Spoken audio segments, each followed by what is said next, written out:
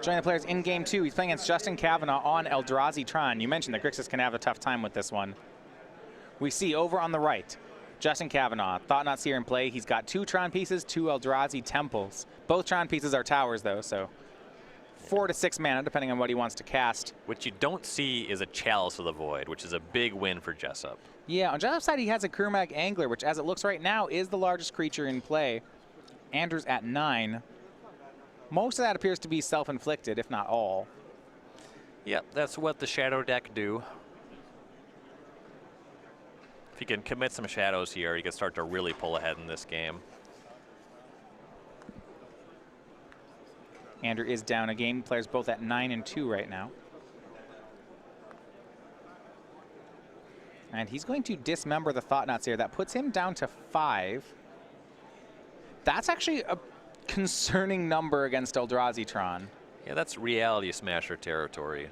Yeah, it looks like this is with the Thought-Knot on the stack. So he's going to dismember it, he draws a card, and now Justin gets to take one. We see Engineered Explosives and 2 copies of Snapcaster Mage. Explosives here largely just to respect Chalice of the Void. Yeah, it's hard. Andrew's deck can't get it up to a high enough number to remove an Eldrazi. Justin will go ahead and take one of the Snapcasters.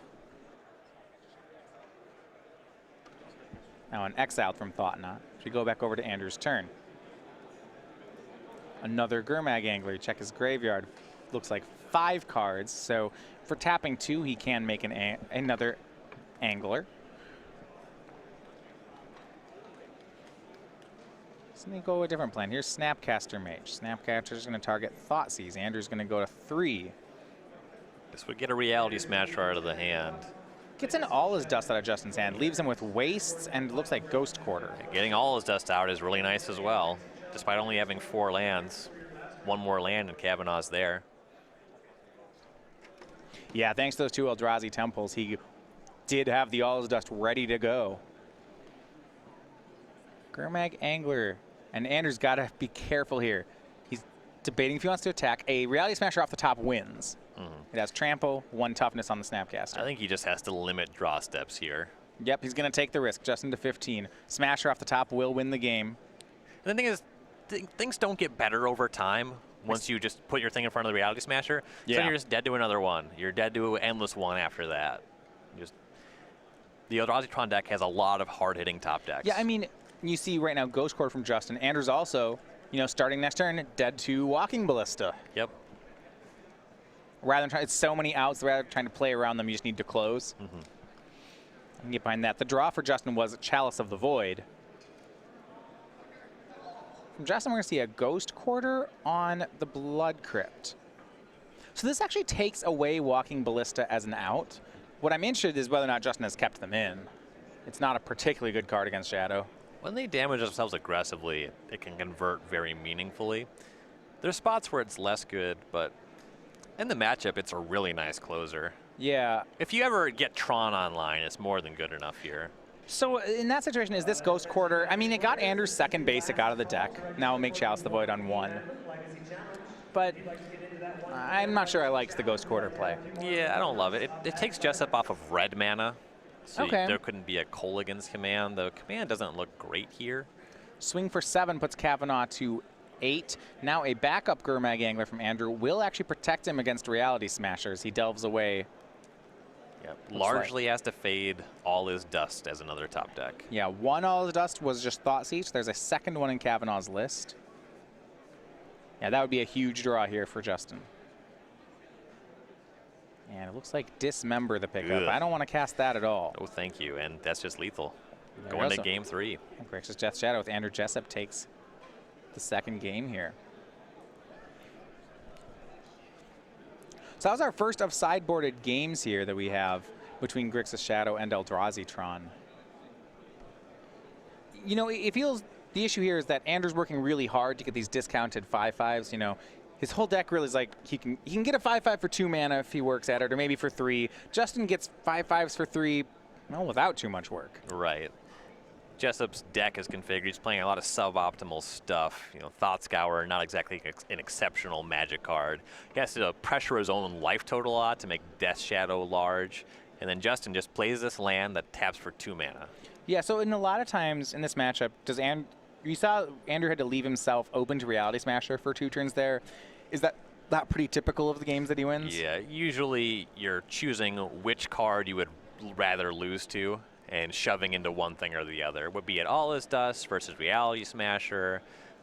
Just those kind of decisions you're kind of constantly making here. The Shadow deck is always in a position where the top of the Tron deck can just close the game. So there's not really a way to play it safe on Andrew's side, you know, sitting behind. If your like draw, leaving back blockers, maybe a Stubborn Denial, things like that. If your draw is a lot better than their draw, you'll have some leftover resources, but you're playing against this Thought-Knot Seer deck. They have Cavernaugh Souls to make that one uncounterable. The Eldrazi Tron deck just has a lot of interaction advantage here. Now looking at Andrew's sideboard for the tournament, one thing I am interested in, 2 sideboard copies of Teamer Battle Rage. This is something we normally have seen in Jund or 4-color Shadow decks. They're strong against combo, against decks, you know, it really speeds up the deck. Is this enough of a matchup where you think Andrew has that in his deck? Yeah, anytime you feel like you're throwing a Hail Mary, you're going to see this card coming in. If you think you just need to be a turn faster. Generally, the Eldrazi Tron matchup's more of an attrition thing. The slam dunks on the sideboard are these 2 ceremonious rejections. You're trying to beat a lot of stuff. You can Teamer Battle Rage, Death Shadow, and convert that way. I think it's a little dicey. Yeah, I see them in decks where the Shadows player is saying, I can't control your draw, so I'd rather just try to win. This is a matchup where it's, can Andrew control his draw? It feels pretty borderline. Yeah. Things are really close in this matchup. And if it's a game where you could interact and you just drew Teamer Battle Rage, you know, sometimes you just don't have a Shadow to convert with it. Yeah. Turn 1, Expedition map from Cavenaugh as we start our 3rd game here. It was off Eldrazi Temple, though, so there's no threat of turn 3 Tron. See here, he plays Urza's Tower. There is a Karn looming in Justin's hand, that's so setting up for turn 4. Still pretty good on turn 4. Yeah, on the play, that should be good enough. Andrew fetches down to 17 on end step. Likely a Thought Scour accompanying that, though you probably just shock yourself even if you don't have it.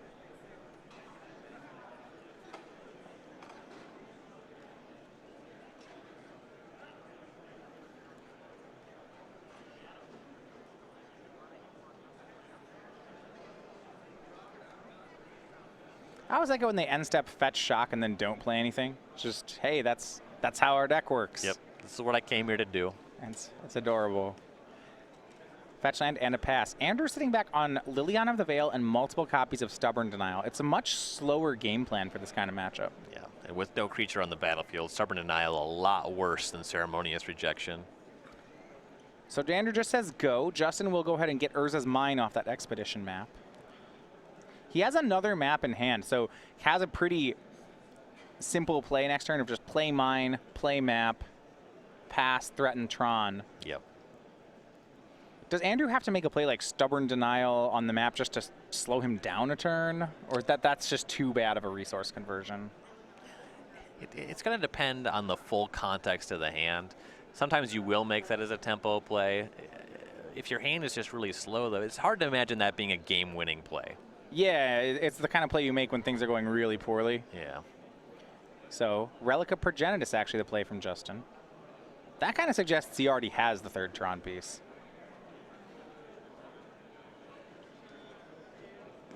Yeah, or he just knows that he might get his Karn countered when he goes for it. Stubborn Denial on Relic. When Justin has the mana open, he'll pay. Is Andrew going to double Stubborn Deny this? He does. Perhaps this is a way to fuel a delve threat for him. Yeah, I mean, this is a big resource exchange. Justin didn't play his land ahead of time. He could have prevented this, though I guess you'd have to then decide whether or not Justin wanted this to happen or not. Yeah, part of the read for Jessup there may have been that Justin needed that relic to draw a land. Okay. Well, if so, then well played by Justin. He then plays the mine. No, he had the mine in his hand from the map. Andrew knew that was there. He cracked the mine, yeah. So he'll play, and Justin will play another map. Maybe the hand is just light on something. The map is quite a bit more important than the relic anyway.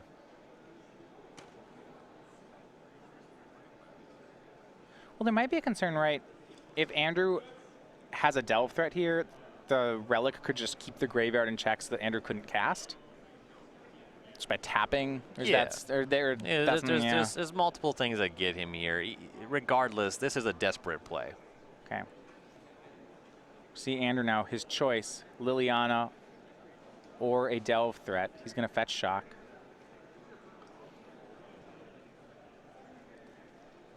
You want to get the Liliana on the table in case Justin has a Thought-Knot Seer on the line, but it's really bad if he just plays Reality Smasher right away. Yeah, that'd be mean. And also, all he needs is just a land and a Smasher. There was that Eldrazi Temple turn 1. Yep. So it's not even asking that much of Justin to have a Reality Smasher. Tasigur, the play, is going to delve away 4, and then it looks like make Death Shadow, and the Death Shadow currently a 2/2. That's a reasonable position. Go back, see a draw from Justin. And if he's able to untap with the Tasigur, he does have Snapcaster Stubborn Denial from here. Yeah, and this is actually really neat. Just the Karn's not particularly strong on the board now. You know, he would get one creature and eat an attack, but that's it. Justin, I believe, has Warping Whale. Or no, he has Reality Smasher. Correct myself on that. Not sure about the instant. At least one more land, if not more. None of those play too much. He doesn't actually want to play Smasher and attack with it. I think Andrew would be happy to go to 6. Yeah, cracking back with Death Shadow against Smasher, especially when the Smasher is not lethal by itself on the following turn. Right, yes, being at 6, not at 5. Yep. Here is the third Urza land, though. Looks like 8 mana at the ready for Justin. Well, that feels less good. So Karn at the ready. Karn's answerable.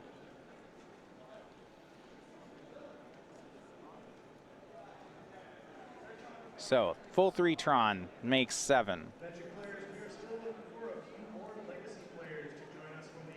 I guess we'll see if he has another threat. It's just going to be Karn here. 7 mana Planeswalker, 2 of in the Eldrazi Tron deck. -3 gets his choice of Death Shadow or Tasigur. It's a lot of respect. He still takes Death Shadow here.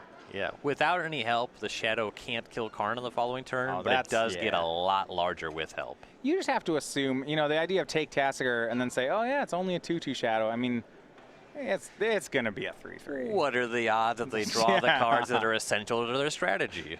No. Yeah, what if he just has no way to deal himself damage? Then it's definitely right to take Tasigur, but that's not happening. Tasigur's going to go ahead and attack. Karn goes to the graveyard. And you mentioned here, now with Tasigur as a 4/5, Snapcaster Stubborn Denial is up. Andrew's hand, Liliana, Snapcaster, Steam Vents, and Terminate. This covers a lot of things immediately, though he has a long way to go. Cavenaugh still at 20. Second turn, he'll be having access to Tron mana. Yeah, and there's just a worry of something like a Walking Ballista or, you know, some creature spell that's very large, and Ulamog that Justin's can cast already on mana that would be very hard for Andrew to do something about. Ulamog or Wormcoil Engine would pretty much be game over. Ghost Quarter for Justin. And he's going to go to work on Andrew's red source. He'll go ahead and shoot at the Blood Crypt. Andrew will float a mana. Andrew actually has in Steam Vents in hand, he has the replacement. Yeah, and he hung on to that partly because he does have that Liliana the Veil in hand. He wants to have something that he doesn't care about discarding. Well, I'm interested. So Andrew actually, yeah, he didn't play a land. It also discards to a Reality Smasher trigger. Okay, that makes sense. He did lose a Tasigur activation by not making that play. He figures he's going to have to do something on Cavenaugh's turn. If Cavenaugh is just empty, well, hey, the Tasigur is probably going to win the game anyway. Okay, yeah, that makes sense. If Justin doesn't do anything to draw out Terminate or Stubborn Denial, then great. Here's Reality Smasher from Cavenaugh. With Death Shadow off the board, I was going to say he could be free to attack, but he's just going to go ahead and leave it back as a blocker. It makes this look like a pretty good window for Liliana from Jessup. Yeah, I really like this. Does he have discard to lead on too? Or no, Serum Visions. Serum Visions was the draw. That's fine, though. Land and Thoughtseize on top. He's got to weigh whether or not Thoughtseize is still good. Yeah, it would have been good as a top deck that turn. It's not very good in the following turn. You've seen that Justin's best card. He's just casting his best card every turn. Yeah. You confirm that the Reality Smasher is the only thing that's up, and then you get to Liliana it down. 3 more damage here off the Scalding Tarn. Well, that could just be 1. So you get the basic land, you can start getting Ghost Quartered badly, but also he doesn't have a Death Shadow. You can just die to Ballistas, Reality Smashers. So you do want to protect some life. Doesn't have red mana source yet then. But he'll play Liliana of the Veil anyway, and that'll take care of Reality Smasher. -2, Justin has to sacrifice the 5/5. His hand, Eldrazi Temple and Basic Waste. Yeah, not only is his hand empty, but he can't even use a map to find Seagate Wreckage and start drawing cards because he has all these lands he has to clean out. Jessup will help him a little bit if he takes up this Liliana. Just find the Eye of Ugin, right? I can't say I missed that one. As if this, just in case Control thought they could beat this deck back when Eye of Ugin was around. I did kind of like playing the Broken Eldrazi deck, but playing against Eye of Ugin out of Tron, just like green Tron playing the blue decks was always miserable. Yeah, you like answer all their threats and they go, oh, I'll get another. Yeah. It's like, well, you know, I'm attacking with my 3-power creature and I countered 2 cards and then like, oh, I'm just going to draw a Haymaker every turn and you're dead. If you're not familiar with this card, banned in Modern, which is why Justin is not going to get it with Expedition Map. And Chalice of the Void to pick up. That one very late to the party. Well, he can Chalice on just about any number he chooses. I don't know what that's going to do. Can he Chalice on 7 to stop Gurmag Angler? Not yet. We're close. We're 1 tower away from it. He'll Chalice on 1. That turns off Snapcaster Stubborn Denial from Jessup, which could come up. Yeah, I like how that turns off Stubborn Denial. It means if Justin draws something like All Is Dust, it'll just convert. Doesn't have too many turns to do it, though. Tasigur swings again. Justin down to 12. You saw that activation on Liliana. Andrew starts pitching his 1-mana spells. Fair enough. You're likely to see an end-step Snapcaster flashing back nothing, just so Jessup has a 2-turn clock. Well, yeah, all the cards he can flash back cost 1, so that doesn't really play. His other option would be to activate Tasigur. We'll see which one he goes for. He's going to go for the Tasigur activation. I imagine that Cavenaugh is going to give him a 1-mana spell. Yeah, here's Dismember in response. Cavenaugh going to go down to 8. Probably not going to give him the Tasigur, even though it is in the graveyard. It is legal. I don't know about the flavor of Tasigur bringing himself back. That's a bit of a fail. Fortunately, it didn't happen, so. Yeah, didn't have to account for that. No flavor judge ruling had to occur. Liliana will keep going up, ticks to 3. Andrew will discard that Inquisition that Justin had given him, and then just say go. I suppose, yeah, the Tasigur activation gives him something else to discard to Liliana, and theoretically, he could have to Snapcaster that Terminate in his hand in this game. Especially because of the Dismember. You know, now the Snapcaster wouldn't be much of a clock. It's interesting, Justin just says go in the face of an onboard Liliana, keeping a card in his hand. Andrew will make a 2-1 on end step. Maybe his card is just a 1-mana card, something uncastable. Not just 1 2-1. Andrew's going to make a pair of 2-1s, and that's actually a lot better. 2-turn clock. Yeah. Draws Teamer Battle Rage. Okay. Ooh, that's not very good on Snapcaster Mage. Yeah, it's a shock. If somehow both of these 4. connect and then one of them dies to something. No. What if Justin just draws, I was going to say a blocker, but Liliana can take care of that. Yeah. Then it would work. No tick up from Andrew. He says go. We go over to Justin. It looks like that draw last turn was Expedition Map. That's why he didn't cast it. He drew Matter Reshaper this turn. That is a blocker that you kind of want to just Battle Rage through. Teamer Battle Rage is nice here. Here's Matter Reshaper. You can even activate Liliana first. Just plus it for that last card in Cavenaugh's hand. Justin says go. Looks like a number of ways Andrew can get through this. He has a Terminate. He has the onboard Liliana. He has the Teamer Battle Rage. He has to figure out if he could possibly lose. He'll start by terminating. He's going to go for the Terminate. There's really not much in the way of ways this could go wrong. Another one. What if they just keep doing this? Well, from here, you can just go for the Liliana plus line Battle Rage. Liliana minus. Or you can Edict. And another one? Mana Oh, and it's going to be okay. Land. All right, so that's going to be lethal. 2 Snapcaster swing in, and it is Andrew Jessup, his 7th straight win here. He is 10-2 with Grixis Death Shadow, looking for the repeat win.